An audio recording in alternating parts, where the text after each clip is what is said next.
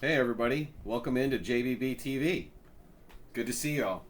Hey, let's have a video discussion about gold today.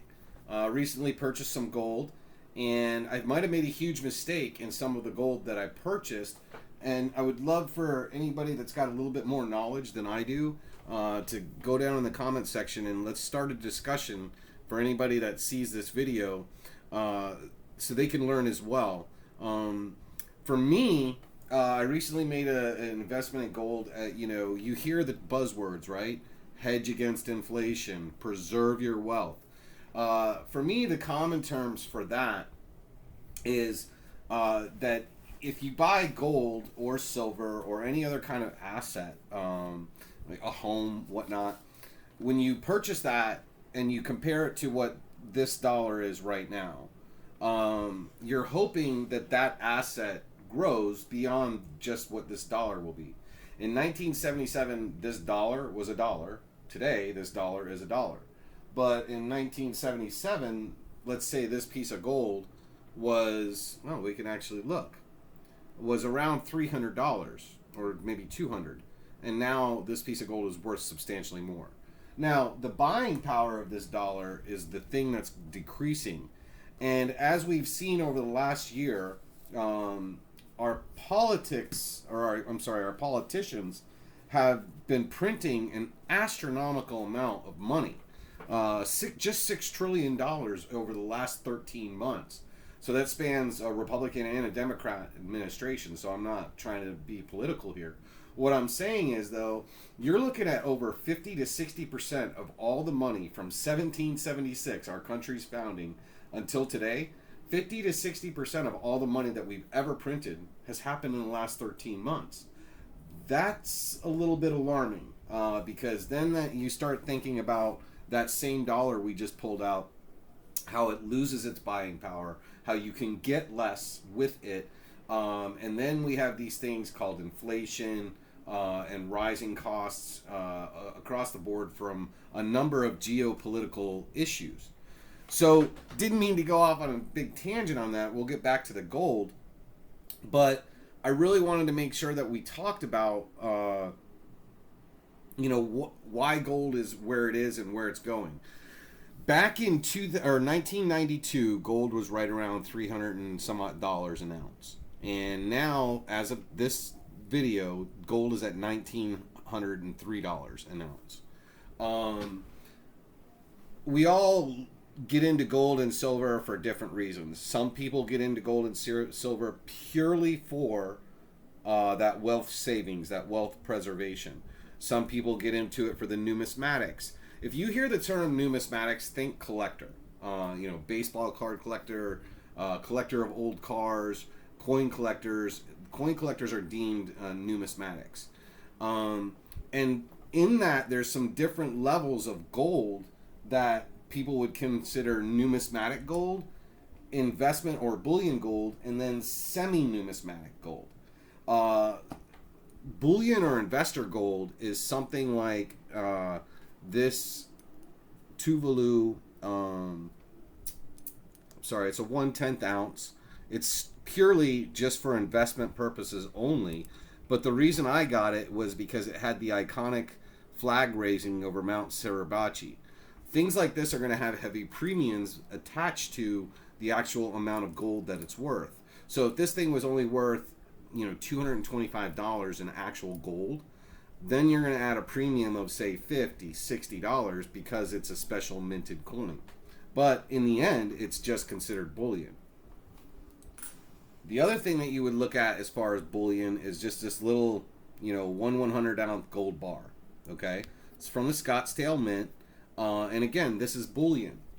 Where you get into numismatics is you take this 1894 $10 gold Liberty piece.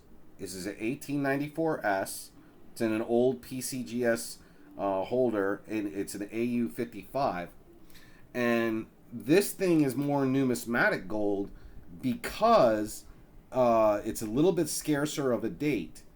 So this would be numismatic gold, but in the end, it's still gold. Same thing with this 1924 St. Gaudens. Now, you might hear the term pre-1933 gold. This is considered pre-1933 gold, or more importantly, this was put out by the mint before the 1933 as just regular currency that people paid for goods with. After 1933, the government stopped printing gold as an actual form of currency. Even though today you'll still see things, and I'll show you that in a second, you'll still see things that's sold by the mint and it'll have a value on it like $50 or $25. Generally, you don't take a piece of gold today and go buy $25 in gas because you're actually losing money.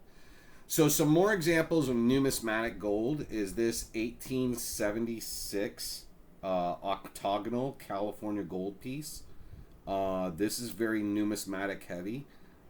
This thing was $50 of gold. Another one is this very interesting Liberty coin from 1848. And this thing was also considered California gold. And then, of course, you have things like the 1911 Indian. This here is a $2.50 gold piece. So those are your pre-1933 gold. And what I did was I went out and I purchased a significant amount of gold recently. And this was one of the things that I got. I got this typeset. So you have the $2.50 Indian, you have the $5 Indian Eagle, and you have the $10. I'm sorry, the $20. And then over here you have the gold liberties. You know, you have the 2.5, the 10, and the $5 and the $10. And then you have your another St. Gaudens, and then you have the gold liberty, and this one is a $20 gold liberty. So I'll show you these. I hope you can get a look at that. This was called a gold typeset, and I'll show you the back.